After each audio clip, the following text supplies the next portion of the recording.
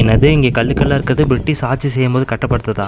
ஆமாங்க, இங்கே கல்லுக்கல்லாக இருக்குல்ல, இது வந்து பிரிட்டிஷ் ஆட்சி செய்யும்போது கட்டப்பட்டது. பிரிட்டிஷ் ஆட்சி செய்யும்போது அவங்க வந்து கோட்டை கட்ட பார்த்தாங்க. ஆனால் வந்து நம்ம இந்தியாவுக்கு ஃப்ரீடம் கிடைக்கவும் இது அப்படியே விட்டு போயிட்டாங்க. இது எங்கே இருக்குன்னு தெரியுமா? தெரிஞ்சால் நீங்கள் ஷாக் ஆயிருங்க. இது எங்கே இருக்குன்னா தலமலைங்கிற கோயிலில் தான் இருக்குது. புரட்டாசி மாதம்னாவே ஃபேமஸானது பார்த்தீங்கன்னா இந்த தலமலையும் தான். ஏன்னா வந்து இந்த தலமலை மேலே வந்து கோயில் இருக்குது. அந்த கோயிலில் வந்து பெருமாள் இருக்கார். ஸோ ஆனால் நிறைய பேருக்கு அந்த தலமலை தெரியும், அதில் கோயில் இருக்கிறதுலாம் தெரியும். நிறைய பேர் வந்து ட்ரெக்கிங்கும் வருவாங்க, சாமி கும்பிடும் வராங்க. ஆனால் நிறைய பேருக்கு தெரியாத விஷயம் இந்த மாதிரி ஒரு இடம் தலமலை மேலே இருக்குன்னு சொல்லிட்டு நிறைய பேத்துக்கு தெரியாது.